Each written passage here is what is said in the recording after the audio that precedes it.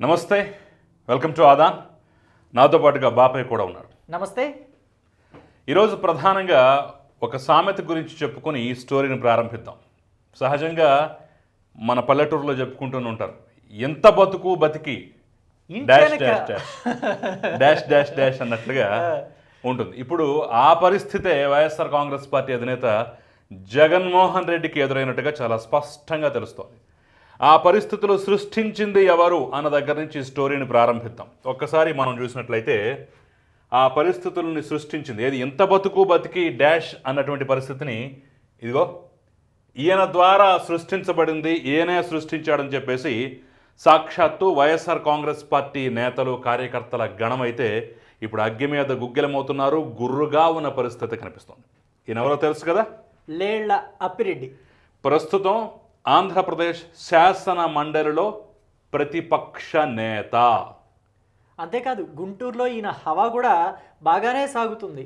పైగా ఈయన వల్ల అసంతృప్తికి గురైన నేతలు కూడా ఉన్నారని గుంటూరులో ఒక పెద్ద టాక్ నడుస్తుంది.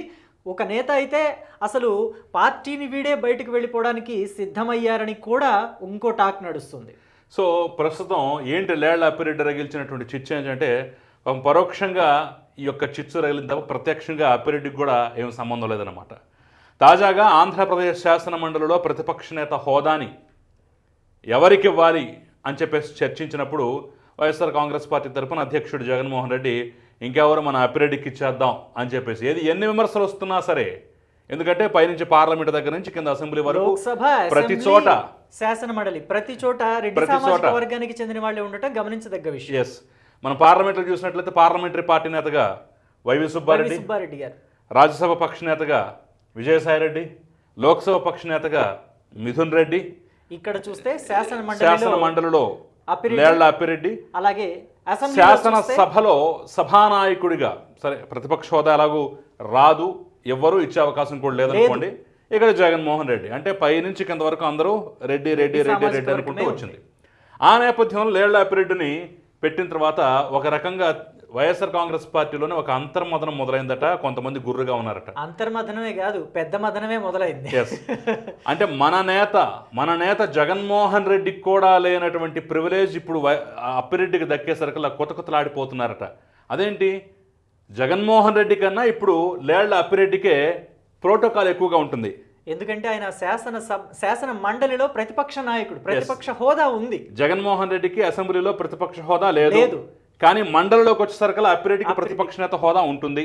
సో ప్రోటోకాల్ ప్రకారం చూసుకున్నా సరే శాసనసభలో ప్రతిపక్ష నేత కన్నా మండలిలో ప్రతిపక్ష నేతకి కాస్త ఎక్కువ, ఒక మెట్టు, ఒక పిసరంత ఎక్కువగా కొంచెం గౌరవ మర్యాదలు ఎక్కువ దక్కుతాయి అన్నమాట. ఇంచుమించుగా ఒక మంత్రి హోదా, క్యాబినెట్ ర్యాంక్ ఉంటుంది, సెక్యూరిటీ విషయంలో కాస్త ఎక్కువ ప్రివిలేజ్ ఉంటుంది, సొంత వెహికల్ ఇస్తారు దానికి స్పెషల్గా, అదేవిధంగా పిఏలు పిఎస్లు క్యాబినెట్ ర్యాంకు, ఇవన్నీ చాలా అంశాలు ఉంటాయి. ఏవైతే వస్తాయో సరి సమానంగా అన్ని హోదాలు అన్ని హక్కులు ఈ శాసన మండలిలోని ప్రతిపక్ష నాయకుడికి ఎవరైతే ఉన్నారో వాళ్ళకి కూడా వస్తాయి. క్యాబినెట్ ర్యాంక్ తో పాటు అన్ని హోదాలు ఇక్కడ వచ్చేస్తాయి అనమాట.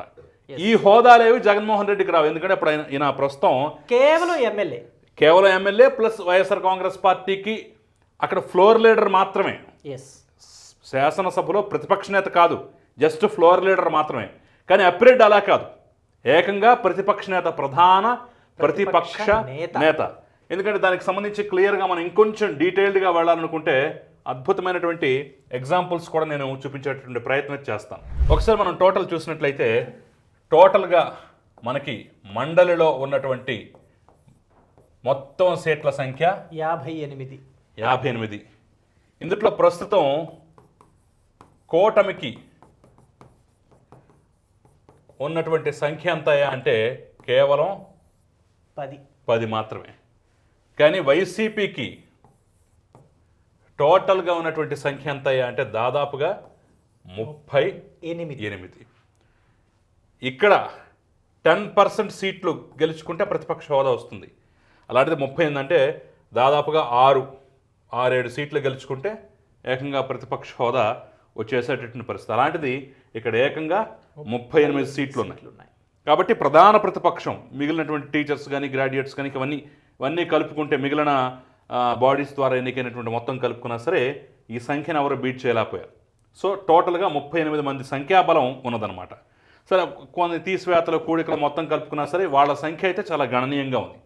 కాబట్టే అప్పిరెడ్డికి ప్రస్తుతం ప్రధాన ప్రతిపక్ష నేతగా అప్పిరెడ్డికి అయితే ఆ ఛాన్స్ అయితే వచ్చేసినటువంటి పరిస్థితి కనిపిస్తోంది. అయితే జగన్మోహన్ రెడ్డికి కూడా లేనటువంటి ప్రివిలేజ్ అప్పిరెడ్డికి రావటం, ఒక పక్క వైసీపీ నేతలు కొత్తలాడిపోవటం, ఒక పక్క కార్యకర్తలు కూడా అదేంటి మా అన్నకు లేకుండా అప్పిరెడ్డికి ఏంటని చెప్పేసి మదన పడిపోతూ ఉండటం, ఇవన్నీ చూస్తున్నటువంటి తరుణంలో పుండు మీద కారం జల్లినట్టుగా అగ్నికి ఆజ్యం పోసినట్టుగా తాజాగా ఒక రాజీనామా అంశం అయితే బయటకు వచ్చింది. ఈరోజు ఒక కీలక నేత రాజీనామా చేసి సగ్గా తన దారిని తాను పోయాడు, సగ్గా తన దారిని తాను చూసుకుంటున్నాడు. ఆయన మరెవరో కాదు, కిలారు వెంకటరోసయ్య, పొన్నూరు మాజీ ఎమ్మెల్యే, అదేవిధంగా గుంటూరు పార్లమెంట్కి మొన్న పోటీ చేసినటువంటి పెమ్మసాని చేతిలో ఓడిపోయారు. సో కిలారు వెంకటరోసయ్య ఆయన తాజాగా నేను పార్టీకి రాజీనామా చేస్తున్నాను అని చెప్పేసి ఏకంగా రాజీనామా లేఖను కూడా విడుదల చేశారు. ఇది జగన్మోహన్ రెడ్డి ఢిల్లీలో ధర్నా చేస్తూ బిజీగా ఉన్న టైంలో ఈయన ఇక్కడ రాజీనామా చేసేశాడు. పైగా కిలారు ఆత్మీయ సమ్మేళనం అని చెప్పేసి ఒక సమ్మేళనం కూడా అభిమానులతోటి అభిమాన గణంతో ఒక కార్యక్రమాన్ని కూడా పెట్టేశాడు అనమాట. సో ఆ కార్యక్రమంలో ఆయన ఏం మాట్లాడాడో కూడా ఒకసారి చూపించేటువంటి ప్రయత్నం అయితే చేస్తాను. క్లియర్గా వీడియో కూడా మన దగ్గర ఉందన్నమాట. కిలారు ఆత్మీయ సమ్మేళనంలో ఏం మాట్లాడారు అనేది ఒకసారి చూపించే ప్రయత్నం చేస్తాను. ఇంకా పార్టీ కింద ఏ విధంగా మనం కొనసాగాలి, ఎందుకు కారణం అంటే పైన కొంతమంది పెద్దలు వాళ్ళ ఇష్ట అయిష్టాలతో పార్టీ నడుస్తుంది, వాళ్ళ ఇష్ట అయిష్టాలతో అక్కడికి వెళ్ళి చెప్పడం, వాళ్ళని తీసేయడం, వాళ్ళని మార్చేయడం. అంతేగాని ఇతనికి ఆలోచన ఉందా లేదా, ఇతనికి సరైన పరిజ్ఞానం ఉందా లేదా అనేది ఎక్కడ కూడా లేదు. ఆ పరిజ్ఞానం ఏంటో మనం చూసాం. మరి పార్టీ అందరూ కూడా బాధపడతా ఉన్నాం. ఏ విధంగా ముందుకు వెళ్ళాలి, ఏ విధంగా ఉందంటే పార్టీ ఓడిపోయిన తర్వాత కూడా పార్టీ క్యాండిడేట్ని ఓడించడానికి ప్రయత్నం చేసిన వ్యక్తికి మళ్ళీ ప్రమోషన్ ఇస్తాం. ఓడిపోయిన తర్వాత కూడా ఇంకా పార్టీ కింద ఏ విధంగా మనం కొనసాగాలి. ఎస్, విన్నారు కదా, ఆ బాధ ఏంటో అర్థమైందా? పార్టీ ఓడిపోవటానికి కారణమయ్యి పార్టీ క్యాండిడేట్ని ఓడించడానికి కారణమైనటువంటి వ్యక్తులకు మళ్ళీ ప్రమోషన్ ఇస్తున్నారు, పదవులు ప్రమోషన్ ఇస్తున్నారు. అది ఎవరి గురించి అన్నది? ఇంకెవరి గురించి? అప్పిరెడ్డి గురించి. అప్పిరెడ్డికి తాజాగా మండలిలో ప్రతిపక్ష నేత హోదా వచ్చింది, కేబినెట్ హోదా వచ్చేసరికల్లా ఇది జీర్ణించుకోలేకపోయారు పాపం కిలారు రోసయ్య. అయిగా ఆయన మనసులో నా ఓటమి కోసం ఇతను కూడా పని చేశాడేమో అనేటటువంటి భావన, అనుమానం అయితే ఖచ్చితంగా ఉంది. అది నర్మగర్భంగా చెప్పాడు. సో మీరు చాలా క్లియర్ గా అర్థం చేసుకోవచ్చు అప్పిరెడ్డికి ప్రమోషన్ రావటం అనేది. జగన్మోహన్ రెడ్డి గారు కనుక ఆధారాలు లేవు కాబట్టి దీని గురించి నేను గట్టిగా మాట్లాడలేకపోతున్నాను అన్నట్టు కిలార్ రోసయ్య గారు కూడా ఆధారాలు లేవు కాబట్టి ఆయన నర్మగర్భంగా చెప్పారని మనం అనుకోవాలి. సో ఒక ప్రమోషన్, ఒక పదవి ఈ రకంగా పార్టీలో చిచ్చుపెడుతుంది. ఒక పక్క మా అన్నకు లేనటువంటి ప్రివిలేజ్ నీకు అవసరమా అప్పిరెడ్డి అని చెప్పేసి కింద స్థాయి కార్యకర్తలు నేతలు అయితే కొత్తలాడిపోతుంటే, మరో పక్క అసలు పార్టీ ఓటమికి కారణమైనటువంటి నన్ను ఓడించినటువంటి వ్యక్తికి, పార్టీకి వ్యతిరేకంగా పనిచేసినటువంటి వ్యక్తికి మీరెలా పదవులు ఇస్తారని చెప్పేసి, కీలకమైన పదవి ఎలా ఇస్తారని చెప్పేసి చాలా కీలకమైనటువంటి ఆయన ఆదేశించగానే పొన్నూరు నుంచి బయలుదేరి వచ్చేసి గుంటూరు పార్లమెంట్కి దాదాపు ఈయన 5వ కృష్ణుడో 6వ కృష్ణుడో చాలా మందిని చూసి మార్చిన తర్వాత పెమ్మసాని మీద ఫైనల్గా ఈయన ఓకే అయిపోయారు అన్నమాట. మరి ఇంత కష్టపడి ఓడిపోతాను తెలుసు కూడా నేను బరిలోకి దిగి చివరికి ఎంత పోగొట్టుకుంటే నాకేదో పదవి ఇవ్వాల్సింది పోయి నా వ్యతిరేకంగా పనిచేసిన వాళ్ళకి మాత్రమే ఈ రకంగా అందరూ అలా లెక్కిస్తారని చెప్పేసి ఆయన చిన్నబుచ్చుకొని మొత్తానికైతే రాజీనామా లేఖని జగన్మోహన్ రెడ్డి ఢిల్లీలో ఉండగానే ఆయన టక్కర్ అని చెప్పేసి రిలీజ్ చేశారు. అంటే ఎన్నికల సమయంలోనే ఈయన విముఖత కూడా వ్యక్తం చేశారు. గుంటూరు ఎంపీగా పోటీ చేసే విషయంలో నాకు వద్దు మహాప్రభు, నేను ఈ పొన్నూరులోనే పోటీ చేసుకుంటాను ఎమ్మెల్యేగా. నేను ఇప్పటి వరకు చాలా పనులు చేసుకుని ఉన్నాను, చేస్తున్న పనులు కూడా కొన్ని ఉన్నాయి. నరేంద్ర మీద అయితే నేను పోటీ చేయగలను, పోరాడగలను అని చెప్పేసి ఆయన మొరపెట్టుకున్న సందర్భం ఉంది. కానీ అధినేత మాత్రం దాన్ని ఏమాత్రం లెక్క చేయకుండా పక్కన పెట్టేసి నువ్వు ఇక్కడ పోటీ చేయాల్సిందే అని ఖచ్చితంగా చెప్పారట. సో పెమ్మసాని మీద ఎంతమంది మారారో మనం తెలుసు. ఫైనల్గా ఇతను వచ్చాడు. ఈరోజు ఇతను కూడా ఈరోజు పోయినటువంటి పరిస్థితి మనం చూస్తున్నాం. ఇక్కడ ఇంకొక ముఖ్యమైన విషయం కూడా మాట్లాడుకోవాలి.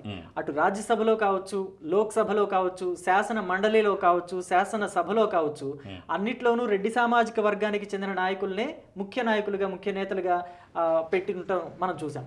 అయితే జగన్మోహన్ రెడ్డి మాత్రం ప్రత్యేకంగా ప్రతి సందర్భంలోనూ నా బీసీలు, నా ఎస్సీలు, నా ఎస్టీలు అని చెప్పడమే ఎక్కువగా జరుగుతుంది. అయితే అది కేవలం పేరుకు మాత్రమే. ఇక పదవుల దగ్గరికి వచ్చేసరికి మాత్రం రెడ్డి సామాజిక వర్గానికే పదవులు కట్టుబెట్టారు అని చెప్పేసి ఒక అపఖ్యాతిని మూటగట్టుకునే పరిస్థితి ఇలాంటి పదవుల మూలంగా, కట్టుబెట్టడం మూలంగా మరోసారి రుజువు అవుతుంది. సో చెరువెండిపోగానే కప్పలన్నీ తమ దారి తాము చూసుకుంటాయన్నట్లుగా కిలార్ రోషే వంటి వాళ్ళు వెళ్ళిపోవటం కానివ్వండి, దానికి వాళ్ళు చెప్పినటువంటి కారణాలు కానివ్వండి, ఇది మరో చిచ్చుకు వైసీపీలో కారణమవుతోందని చాలా సుస్పష్టంగా తెలుస్తోంది.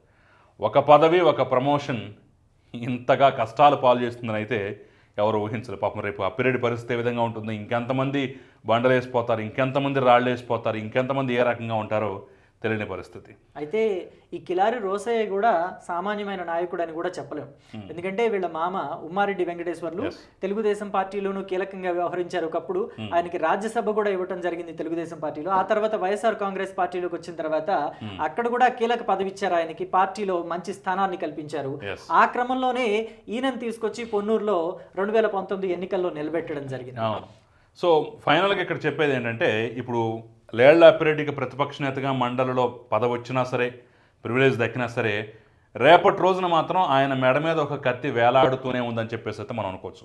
తెలుగుదేశం పార్టీ కేంద్ర కార్యాలయం మీద దాడి సంఘటనకు సంబంధించి ఆ లిస్టులో దేవినేని అవినాష్తో పాటుగా లేళ్ల అప్పిరెడ్డి పేరు కూడా ప్రధానంగా ఉంది. వాళ్ళ టార్గెట్ లిస్టులో ఈయన కూడా ఉన్నాడు. రేపు ఆధారాలు, ఆ కేసు తొందరగా కదిలి ముందుకు జరిగి రేపు ఆధారాలు ఇవన్నీ దొరికినటువంటి నేపథ్యంలో టైట్గా బిగించాలని చెప్పేసి కొంత ఆచితూచి అడుగులు వేస్తున్నారు. ఆ టైట్గా బిగించేటువంటి క్రమంలో శాసన మండలిలో ప్రతిపక్ష నేతగా ఉన్నటువంటి లేళ్ల అప్పిరెడ్డిని కూడా అరెస్ట్ చేసినా సరే ఆశ్చర్యపోక్కర్లేదు. ఆయనకు తొందరలో శ్రీకృష్ణ జన్మస్థానం ప్రాప్తించినా సరే ఆశ్చర్యపోక్కర్లేదు, అవాక్కవాల్సినటువంటి అవసరం అయితే ఎక్కడా లేదు. చూద్దాం మరి ఏం జరగబోతోందో.